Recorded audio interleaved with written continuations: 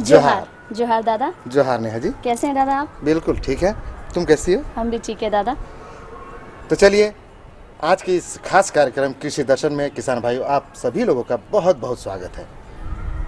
तो नेहा जी, और कुछ जानकारी है? दादा सबसे पहले तो खेती बाड़ी से जुड़ी समाचार हम कृषि दर्शन से देते हैं, और चलिए हम देखते हैं खेती बाड़ी से जुड़ी ये समाचार।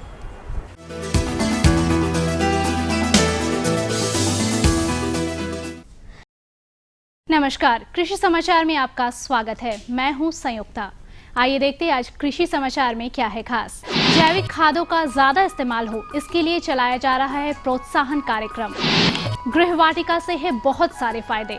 छोटे भूभागों में जुताई कार्य को आसानी से करता है मिनी पावर वीडर। उर्वरकों में जैविक खादों की महत्वता के मद्देनजर खेतों में इसके प्रयोग को बढ़ावा देने हेतु जैविक खाद प्रोत्साहन कार्यक्रम चलाया जा रहा है। कार्यक्रम के तहत खाद निर्माण के प्रशिक्षण के साथ इसे व्यवसाय के रूप में अपनाने वाले किसानों को अनुदान भी दिए जाते हैं। रासायनिक उर्वरकों और दवाओं के लगातार प्रयोग से आज उपज की गुणवत्ता के साथ साथ मिट्टी की गुणवत्ता में भी गिरावट आने लगी है। इससे निजात के लिए कृषि वैज्ञानिक किसानों को जैविक खेती करने की सलाह देते हैं।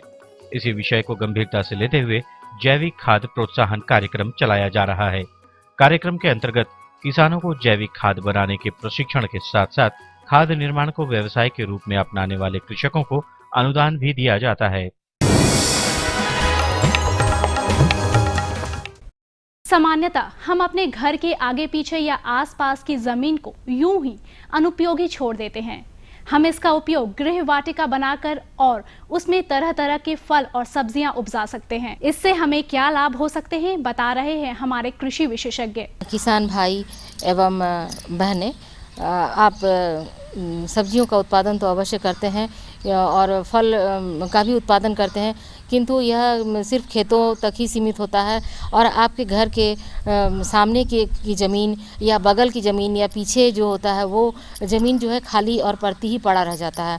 आप इसे अपने गृह वाटिका के रूप में इस ज़मीन को परिवर्तित कर सकते हैं और अपने घर में अगर आप गृह वाटिका का निर्माण करते हैं और सब्जी का उत्पादन करते हैं, कुछ फल वृक्ष अवश्य लगाएं इसमें, जिससे आपके परिवार के सदस्यों में जो कुपोषण की समस्या है वो दूर होगी और आपको सालों भर सब्जी और फल का उपलब्ध होता रहेगा।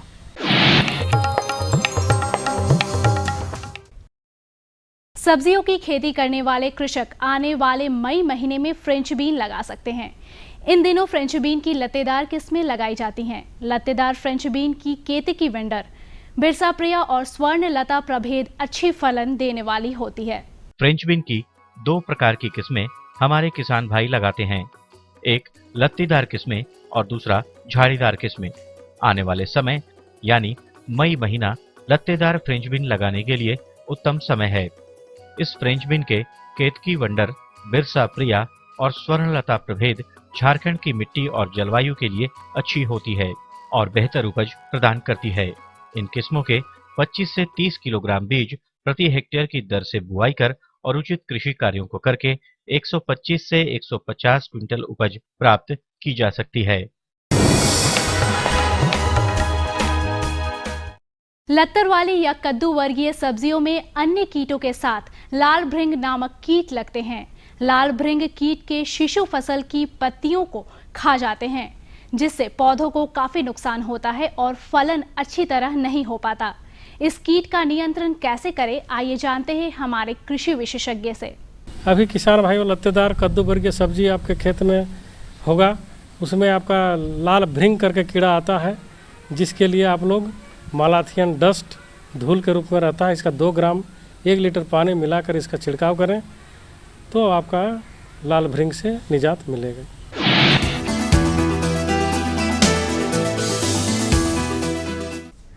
छोटे खेत या बगीचों की जुताई करनी हो तो इसके लिए सबसे उपयुक्त उपकरण है मिनी पावर वीडर।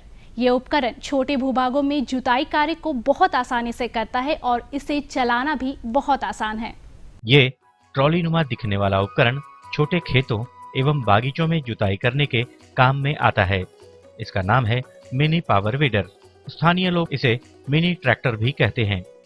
कृषक इस उपकरण की सहायता से खेत की जुताई कार्यों को कम समय में आसानी से निपटा सकते हैं।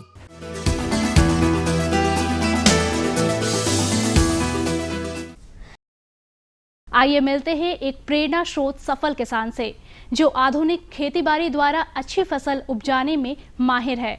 तो आइए मिलते हैं इनसे और जानते हैं इनकी विशेषताओं के बारे में। हम लोग खेती पहले से जैसे पिताजी लोग करते हुए आ रहे थे, बहुत कम उपज होता था। आज के दिन में यही हम लोग वैज्ञानिक के तहत पर यहाँ से कृषि विज्ञान केंद्र सुजानी देवघर से ट्रेनिंग लेके और फिर कर रहे हैं, अपना खेती बाड़ी कर रहे हैं। धान गेहूं के साथ साथ दलहन का भी कुछ खेती कर रहे हैं। उसके साथ साथ अपना गाय पालन भी कर रहे हैं, दूध उत्पाद होता है। और वर्मी कंपोस्ट भी घर से ही तैयार करते हैं, वही गोबर से। और अब एक नजर राज्य के कुछ प्रमुख शहरों के मौसम के मिजाज पर। आज राज्य के कुछ प्रमुख शहरों के तापमान इस प्रकार दर्ज किए गए। रांची अधिकतम 35 डिग्री सेल्सियस और न्यूनतम 22 डिग्री सेल्सियस। देवघर अधिकतम 37 डिग्री सेल्सियस और न्यूनतम 25 डिग्री सेल्सियस। दुमका अधिकतम 38 डिग्री सेल्सियस और न्यूनतम 25 डिग्री सेल्सियस। गोड्डा अधिकतम 41 डिग्री सेल्सियस और न्यूनतम 26 डिग्री सेल्सियस। चाईबासा अधिकतम 37 डिग्री सेल्सियस और न्यूनतम 23 डिग्री सेल्सियस। और हजारीबाग का तापमान अधिकतम 36 डिग्री सेल्सियस और न्यूनतम 20 डिग्री सेल्सियस रहा।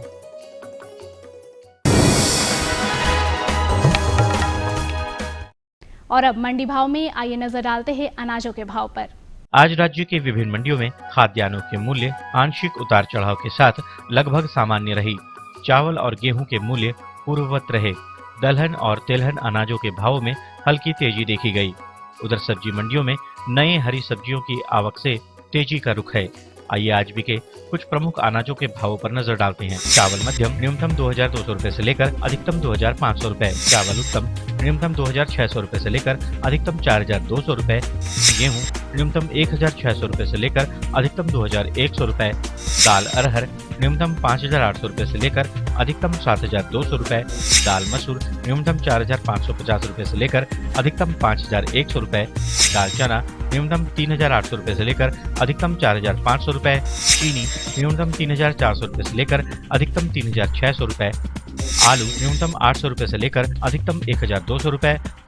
और प्याज न्यूनतम 1100 रुपए से लेकर अधिकतम 1500 रुपए प्रति क्विंटल रहा। कृषि समाचार में आज इतना ही। अगले दिन अगले अंक में फिर मुलाकात होगी कुछ ताज़ा तरीन खबरों के साथ।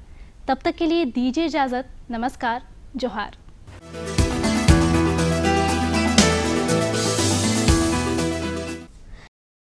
कृषि समाचार में तो आपने बहुत ही सारी जानकारी खेतीबाड़ी से जुड़ी हर तरह की खबरों के बारे में जानकारी दे दी हमारे किसान भाइयों को। साथ ही साथ मंडी के भाव के बारे में भी जानकारी दे दी और साथ ही साथ मौसम के बारे में भी जानकारी दे दी। तो इसके बाद दादा आज हम बात करेंगे गर्मा मूंग की खेती की। ये तो बाद में करेंगे, लेकिन उससे पहले लेते हैं हम छोटा सा विराम। अब विराम के बाद दर्शकों आपसे फिर मुलाकात होगी। तब तक बने रहिए हमारे इस कार्यक्रम में।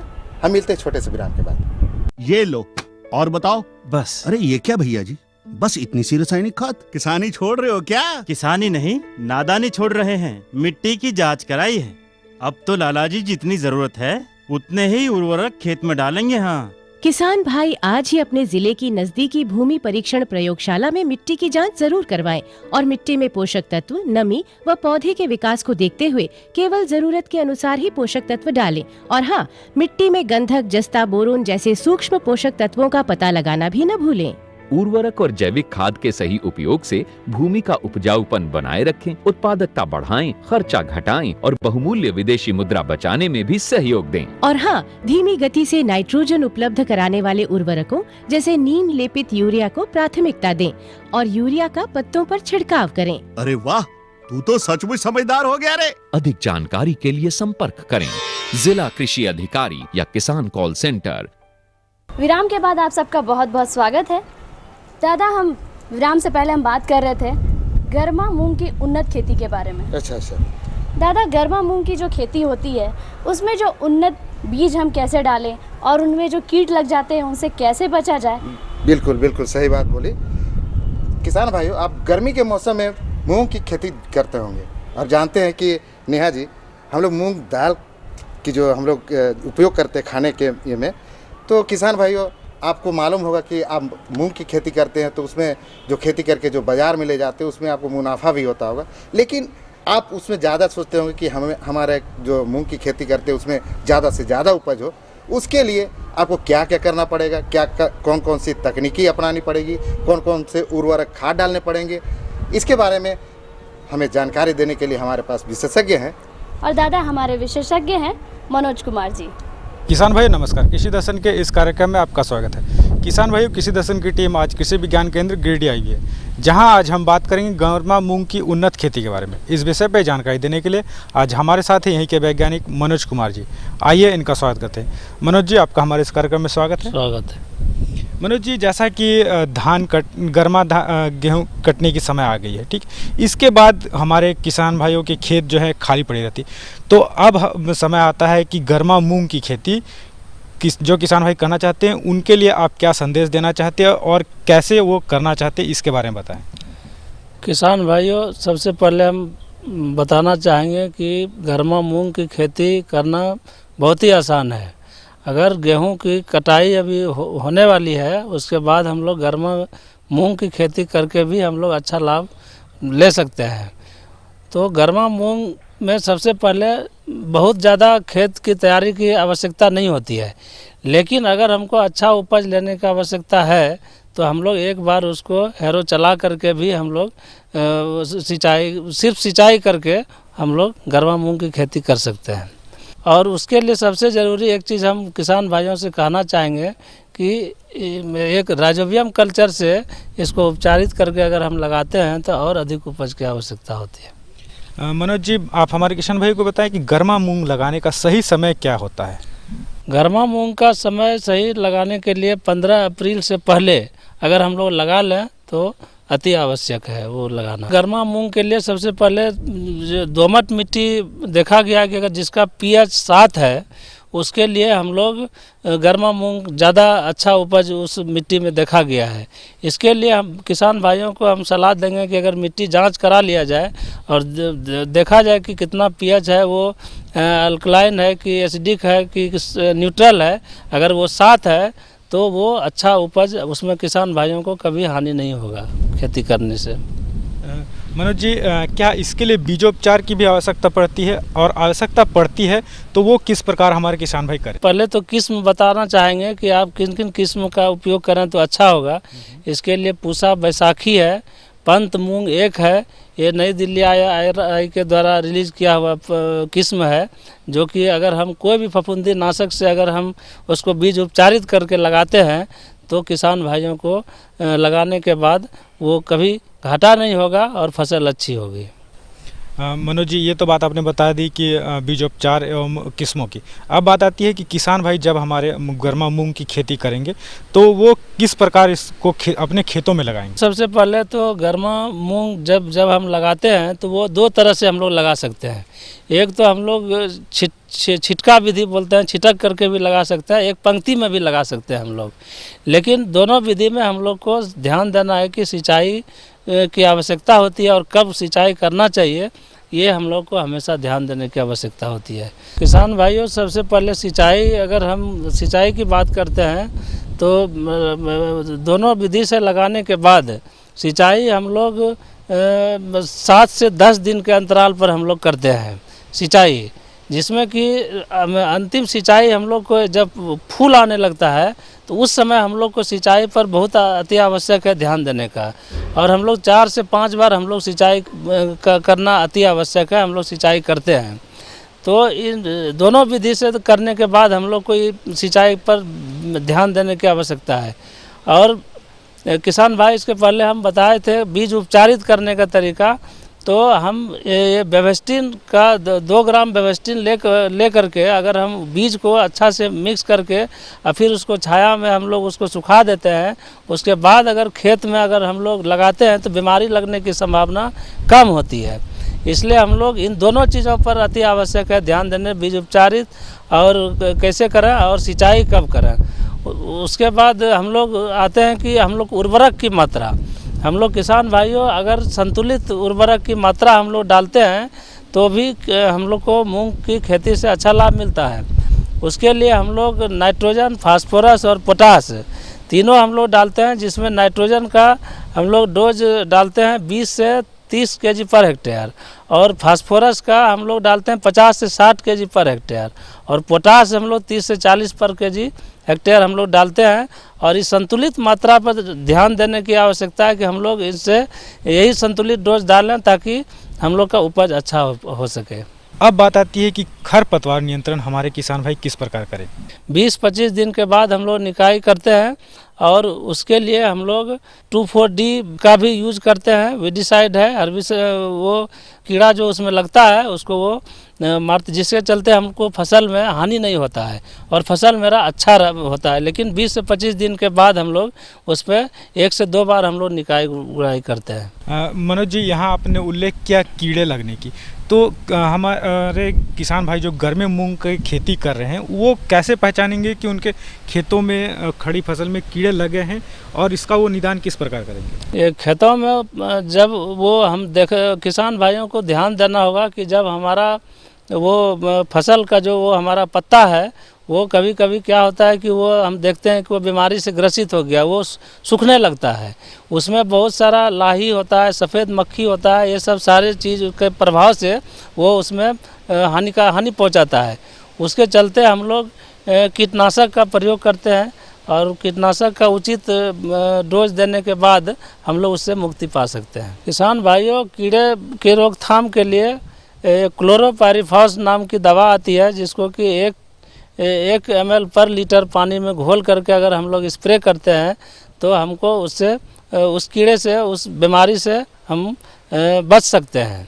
और इनको अगर हम इस बारीकी से इस पर ध्यान दें कि कब कीड़ा लगा, क्या उसका कैसे वो पत्ता मेरा सूख रहा है और उसी समय तुरंत हम अगर दवा का उपयोग करते हैं तो हमारा उससे हम मुक्ति मिल सकता है और अच्छी लाभ हम लोग ले सकते हैं। मनोज जी, एक समस्या हमारे किसान भाइयों के सामने आती है कि वो जो मूंग की खेती कर रहे हैं उसमें पौधे की बढ़वार तो हो जाती है लेकिन फल नहीं आती, इसका क्या कारण है और इसका निदान कैसे हमारे किसान भाई करें? किसान भाइयों ऐसा करते हैं कि यूरिया जब हम लोग शुरू में डालते हैं, जैसे हमने बताया कि उर्वरक की मात्रा में नाइट्रोजन, फास्फोरस और पोटास की मात्रा डाली जाती है, तो बहुत सा किसान भाइयों से ये गलती होती है कि यूरिया का डोज ज़्यादा दे देते हैं हम लोग, और लेकिन हम लोग आधा यूरिया के चलते जैसे फास्फोरस और पोटास का हम लोग पूरा डोज डालते हैं और नाइट्रोजन का आधा डोज डालते हैं, लेकिन वो सिंचाई करने के बाद वो नाइट्रोजन का फिर हम आधा डोज डालते हैं और इसी तरह 2-3 बार हम लोग रिपीट करते हैं और इसी के चलते हम लोग को फल नहीं आता है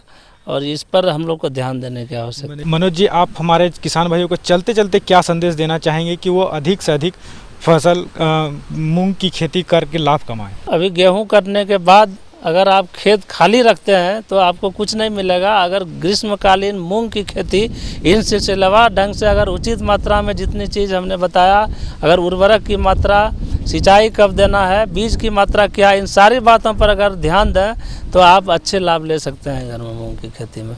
मनोज जी ने कितनी अच्छी जानकारी दी गर्मा मूंग की उन्नत खेती के बारे में। मनोज जी, आप हमारे इस कार्यक्रम में इसके लिए आपका बहुत बहुत धन्यवाद। धन्यवाद। और इसी के साथ लेते हैं विदा। जोहार।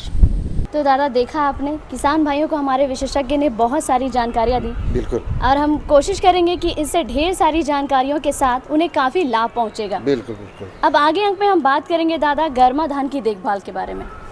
धान की खेती जब हमारे किसान भाई करते हैं और जब उनकी खेती अच्छी से नहीं होती है और बाज़ार में जब उनके मूल्य उन्हें अच्छे नहीं मिलते हैं तो उन्हें काफ़ी नुकसान उठाना पड़ता है। बिल्कुल सही बात कही।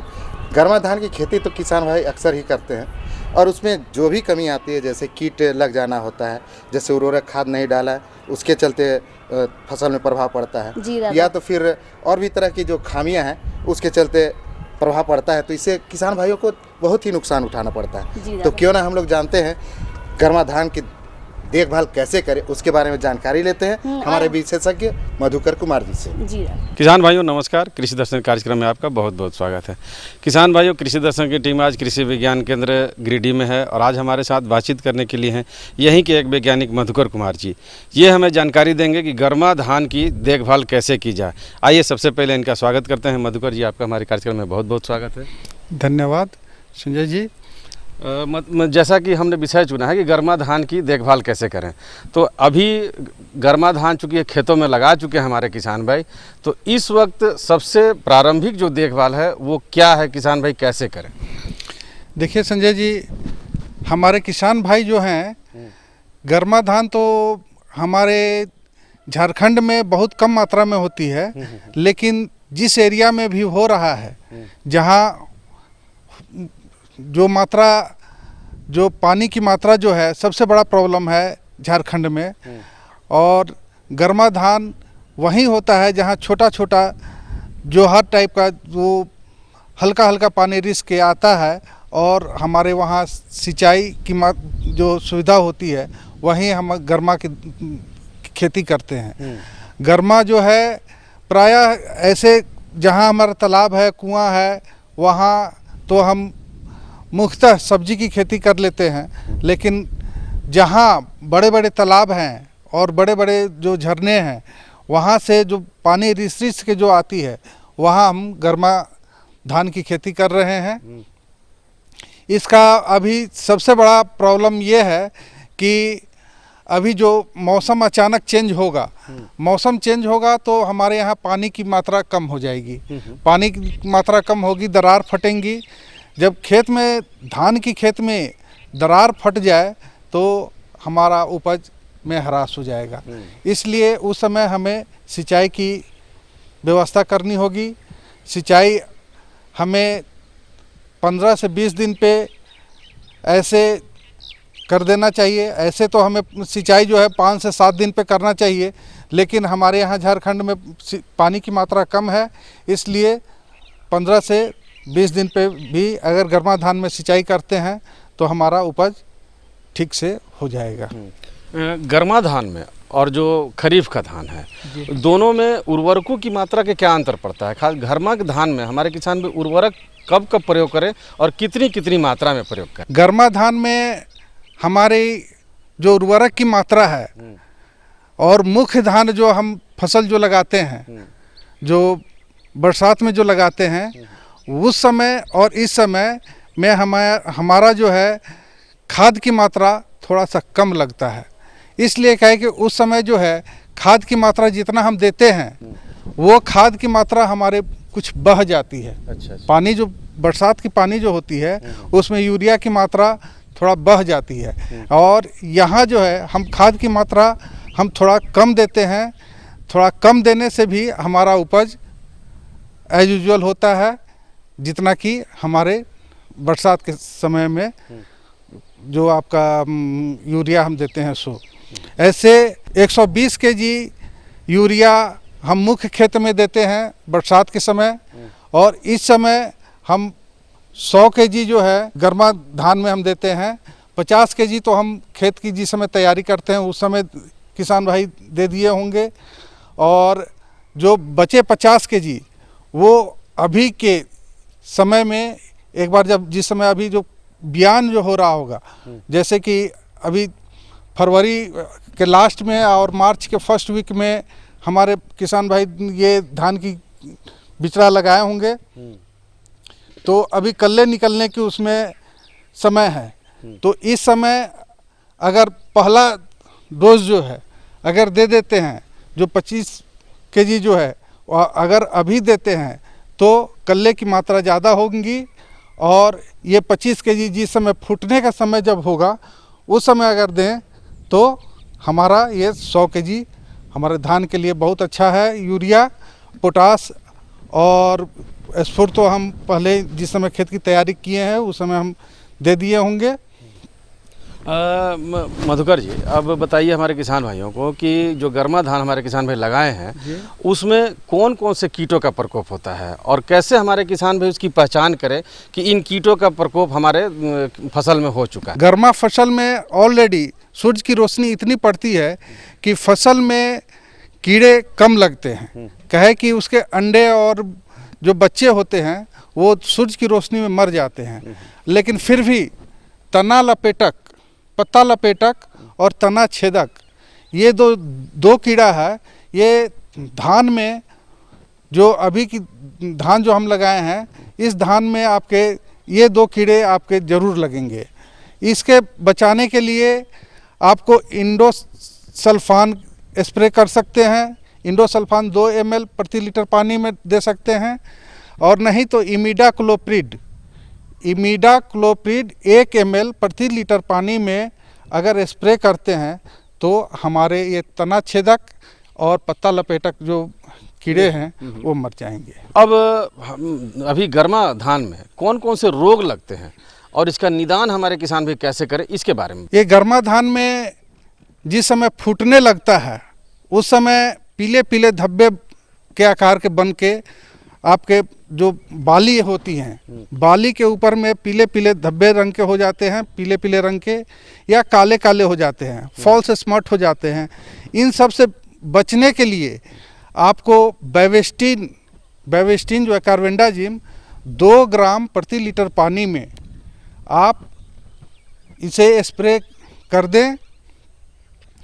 ये आपका जिस समय दूध भरने लगता है उससे जिस समय फ्लावरिंग स्टेज हो उस समय, दूध भरने लगे उस समय, और उसके 15 दिन के बाद, 10 दिन के बाद आप तीसरी स्प्रे भी अगर फिर रोग दिखे तो तीसरा स्प्रे कर सकते हैं। ऐसे 2 स्प्रे जो है आपके लिए बहुत अच्छे, किसान भाइयों के लिए बहुत अच्छा है। 2 स्प्रे अगर कर दें तो उसका रोग जो है वो भाग जाता है। मधुकर जी, चलते चलते हमारे किसान भाइयों को ये और कोई विशेष जानकारी देना चाहते हैं गर्मा धान के बारे में, जिससे ज़्यादा से ज़्यादा हमारे किसान भाई फसल ले सकें? ये गर्मा धान जो है, गर्मा धान में अगर अच्छे बीज की लें, बीज उपचारित करें। सबसे बड़ा प्रॉब्लम ये है कि हमारे किसान भाई बीज को उपचारित नहीं करते हैं। अगर बीज को उपचारित करें, बीज को उपचार करने में मात्र 2 से 5 रुपए की खर्च होती है। 1 ग्राम बैवेस्टिन प्रति केजी बीज में लगता है।